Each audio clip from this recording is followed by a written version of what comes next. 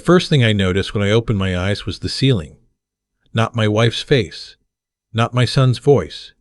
Just a white, water-stained ceiling tile with a hairline crack running from one corner toward the center, like a river finding its way on a map. I stared at it for what felt like a long time before I understood that I was alive. 7 years. That's what the nurse told me when she finally came in and found me blinking at the fluorescent light. 7 years, 2 months, and 11 days. I'd gone into that coma on a Thursday in October after the semi crossed the center line on Route 9 outside of Knoxville, and I'd come out of it on a Wednesday in January with no memory of anything in between. My name is Eugene Stafford. I am 63 years old, and what I came back to nearly finished what that truck driver started.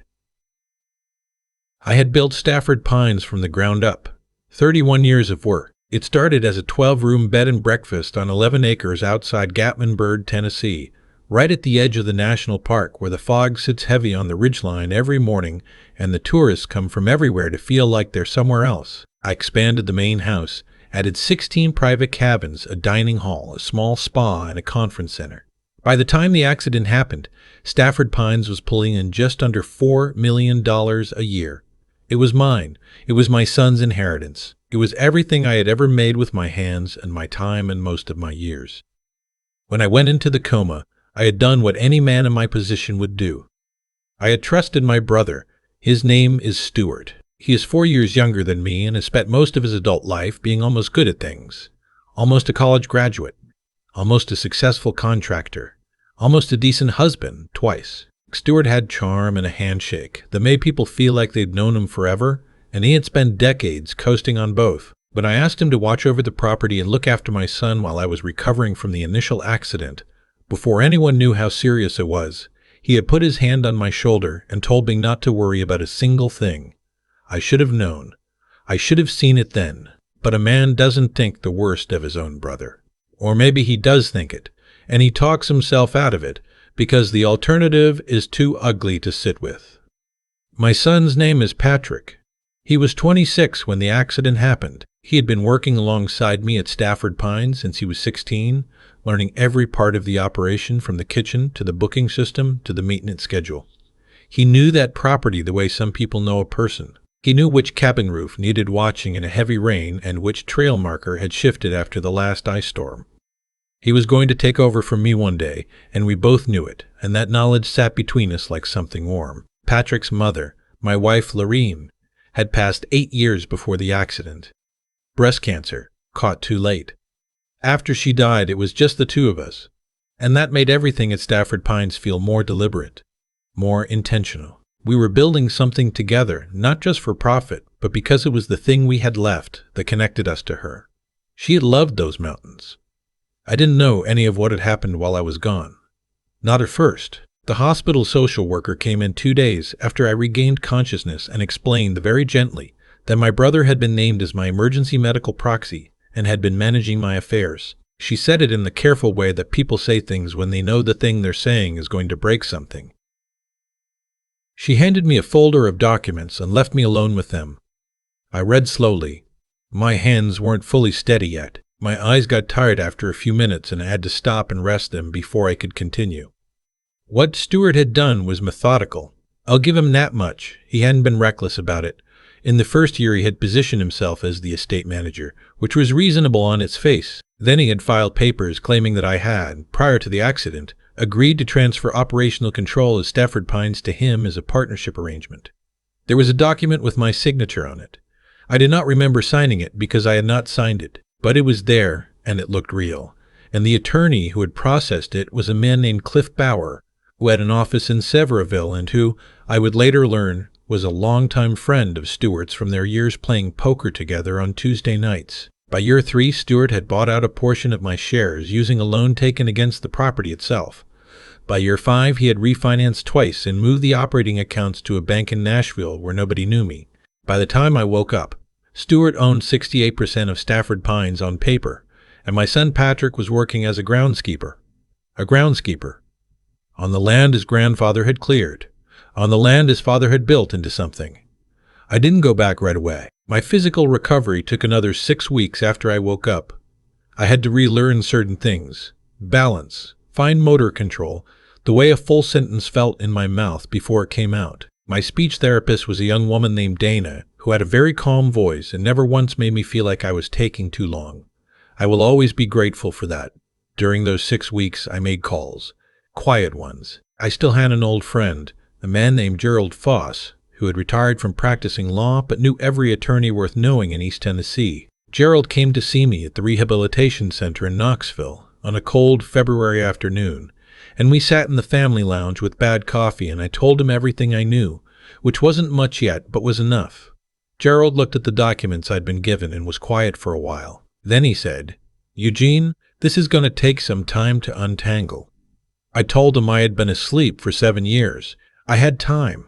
He connected me with a woman named Cecile Hartman, who specialized in estate fraud cases out of Nashville. Cecile was small and precise, and had a way of listening that made you feel like she was filing everything you said into a system you'd never have access to. She reviewed what I had and told me there were serious problems with the partnership document, inconsistencies in the notarization, and discrepancies in the signature that a forensic handwriting analyst could speak to. She said we had a case, but that I needed to be patient and careful, and that moving too fast would only give Stewart time to cover what he hadn't covered yet.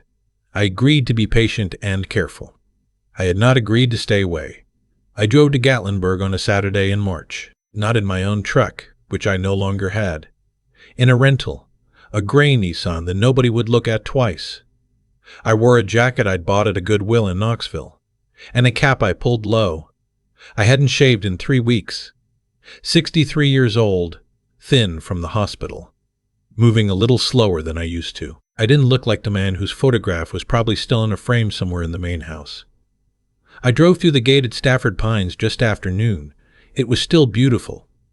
That hit me harder than I expected. The main house looked freshly painted, which I did not expect, and the landscaping along the front walk had been redone, with river stones and low ornamental grass that I would not have chosen but that looked decent enough. There were 8 or 9 cars in the guest lot. A Saturday in March, tourist season just beginning to wake up, and the place was running. I parked and walked toward the dining hall. A young man in a green fleece vest with the Stafford Pines logo moved past me carrying a pruning tool and a small bucket. He nodded and kept walking. I almost didn't recognize him. But I did recognize him. I had watched him learn to walk in the backyard of the house where I was born. Patrick had grown a beard. He was 33 now, and the years had filled out his shoulders and put a certain quietness in his face that hadn't been there before. He looked like a man who had learned to need very little. That's not a small thing to learn, but it's not the way I wanted him to learn it. I didn't stop him. I couldn't. Not yet. I wasn't ready, and more than that, Cecile had been clear. Do not make contact. Do not give Stewart any reason to move assets or destroy records.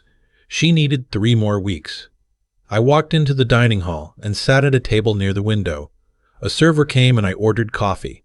I sat there for 45 minutes looking out at the property, watching. Stewart's truck, a newer F-250 I didn't recognize, was parked near the side entrance to the main house.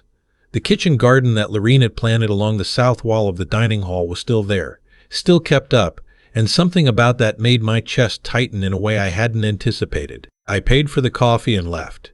On the drive back, I had to pull over on a 2-lane road outside of Pigeon Forge because my hands were shaking too much to hold the wheel. I sat there until they stopped. Then I called Cecile. 3 weeks, she said. I know, I said. Eugene, I know. 3 weeks became 4. During that time, Cecile's investigator found that Stewart had also opened 2 LLCs in Georgia, both connected to Stafford Pines revenue streams. She found that Cliff Bauer, the attorney, had been disbarred in 2019 for misconduct in a different case and had continued to practice using a variation of his name. She found records of wire transfers from the Stafford Pines operating account to a personal account of Stewart's in amounts small enough to avoid automatic reporting thresholds, repeated over the course of 4 years. She also found something else. Stewart had changed my son's job title from assistant property manager, which had been Patrick's official position, to grounds and maintenance staff, and had reduced his pay. There was a letter in the files, purportedly from me, authorizing the change. It had the same forged signature. When Cecile called to tell me that last part, there was a silence between us on the phone that neither of us tried to fill right away. Okay, I said finally. We're ready to move, she said. Do you want to be there? I told her I would not miss it for anything in this world. We went on a Tuesday. Cecile, two of her colleagues, a forensic accountant named Dwight, and a representative from the Tennessee Bureau of Investigation who had been briefed on the case and was there as an observer. I followed in the rental. Cecile had asked me to wait outside until she gave me a signal, and I agreed. And then I did not do that. I walked in behind them. The dining hall was set up for a morning event, some kind of corporate retreat group, based on the lanyards I could see on the people near the coffee station. Stuart was standing near the check-in table talking to a woman I didn't know, and he had the same look he'd always had. The easy confidence, the just happy to be here ease that had always made people trust him before they should have. He saw the investigators first. I watched his face run through 4 or 5 things in about 2 seconds. Then he saw me. I don't have words for what happened in his face right then.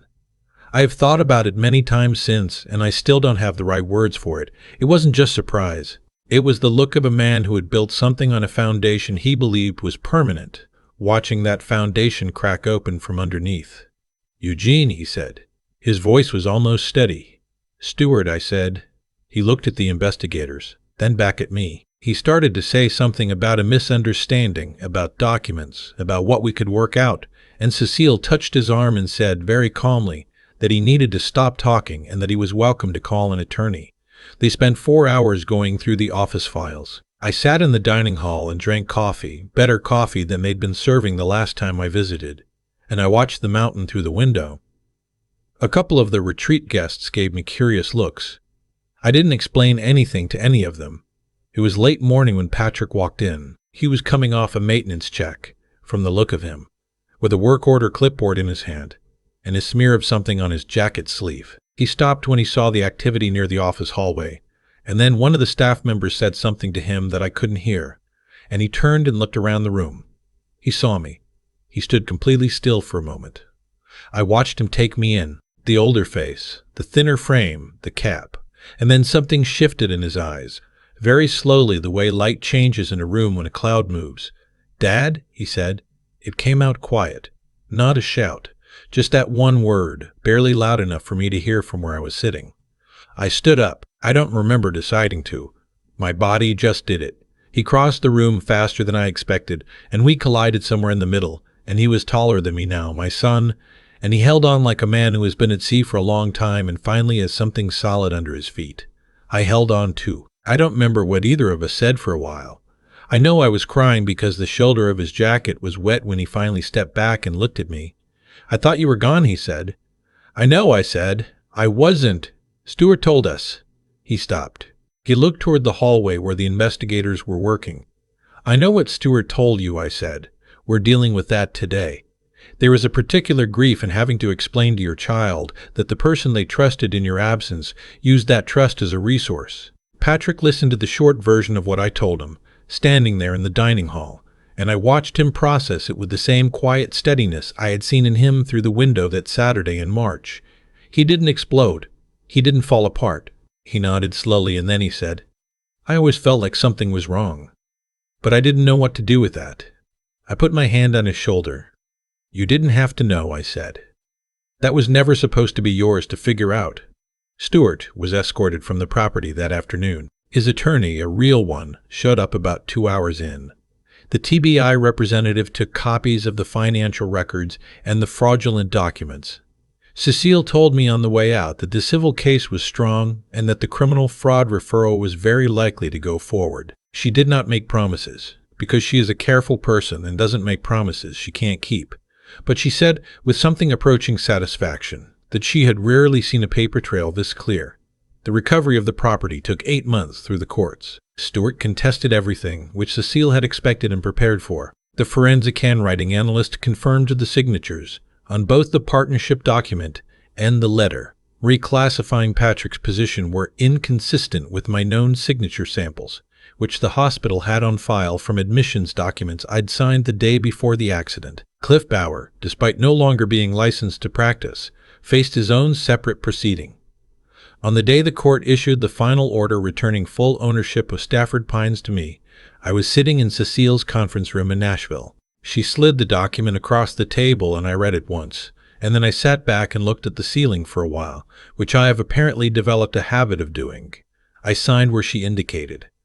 Patrick was waiting in the lobby. He had driven up from Gatlinburg that morning and had spent the wait, reading something on his phone and drinking a coffee that had clearly gone cold without him noticing. When I came out, he stood up. "Well," he said. "It's ours," I said. He exhaled slowly. Not a dramatic thing, just a long breath going out, like he'd been holding it for longer than he knew. That was 14 months ago. Patrick now carries the title of general manager at Stafford Pines. We sat at the kitchen table in the main house one evening in the fall, and I laid out what I was thinking. I'm 63. My stamina isn't what it was, and the coma left me with a few things I'll carry permanently. A tremor in my left hand when I'm tired, some gaps in peripheral vision on the right side. I can still work. I want to work. But I want Patrick to have what was always supposed to be his while I'm still here to hand it to him properly. He didn't argue. He didn't perform false modesty about it. He just said, "Let's make it worth something," which is exactly what I would have said. Stuart's criminal case is ongoing. I will not speculate on how it ends. What I will say is that the process of bringing it forward gave me something I hadn't expected, which was the chance to account for every year he took from me and from my son, and to have that accounting witnessed by people whose job it is to care about such things. That matters to me more than I expected it would. There are mornings now when I get up before Patrick, before the first guests are moving around, and I walk the property alone in the quiet. The mountain fog is something you have to see to believe. It doesn't photograph well, it moves too slowly for video, it's just a thing you stand inside of and feel. Lorene loved it. I love it for the same reasons she did, and now for the reason that I came back to it when I wasn't supposed to. Patrick found a photograph last spring, cleaning out a storage closet in the main house.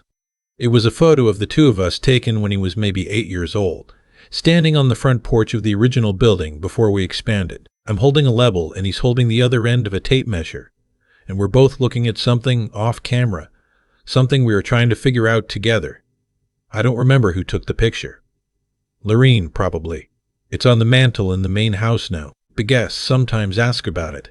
Patrick always answers the same way. "That's my dad," he says. "He built this place. He's not wrong, and neither is he finished." I've had a lot of time to think about what happened. More time than most people get, I suppose, given that 7 years of it I wasn't even conscious for. And what I keep coming back to isn't the fraud, or the courtroom, or even the morning I walked through my own front door like a stranger. What I keep coming back to is something quieter than all of that. Stuart didn't take from me because he was smarter than me. He took from me because he believed I wasn't coming back. And that belief, that certainty that he had nothing to answer for, is what made him sloppy. He left a paper trail because he stopped being careful.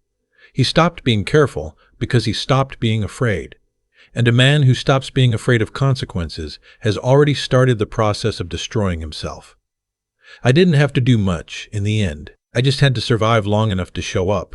I think about Patrick cutting the grass on land his grandfather cleared. I think about what it cost him, those years, not just in wages or title or opportunity, but in something harder to measure, the particular kind of damage that happens when a young person is told, in 100 small ways, that they don't belong where they came from, that the thing they were raised to inherit was never really theirs. Patrick carried that and didn't collapse under it, and I don't take credit for that. That was his own doing, his own character. I just tried to make sure he knew, as soon as I was able to tell him, that he had never been wrong about who he was. What I understand now, at 63, that I didn't fully understand before the accident, is that integrity is not something you have. It's something you keep choosing, even when there's no one watching and nothing immediate at stake. Stuart chose differently, over and over, in small increments, until the small increments became something large and irreversible. That's how it usually goes. Nobody wakes up one morning and decides to destroy their brother's life. They just decide once to do one thing that isn't quite right, and then once more. And after enough iterations of that, it becomes the only way they know how to operate. The mind is a tool, and like any tool, it can be used well or badly. Stuart used his to construct something elaborate and ultimately fragile. I used mine, after I woke up, to stay patient when every instinct I had was telling me to go through that front door and take back what was mine by force. Patience is harder than anger. Anger is fast and loud and gives you somewhere to put the energy. Patience requires you to hold the energy and not spend it until the moment is right. Cecile taught me that, or maybe she just gave me a reason to practice what I already knew, but had never been tested on so directly. And there's this. The work of rebuilding something is different from the work of building it the first time. The first time, you're running on ambition and the particular blindness that comes with not yet knowing what can go wrong. The second time, you know exactly what can go wrong, and you choose to do the work anyway. Patrick and I are doing that now, every morning, in the fog on that mountain. It is not easy. It is also not complicated. You just keep showing up, and you keep being honest, and you keep doing the next right thing. That's all I've got. It turns out that's enough.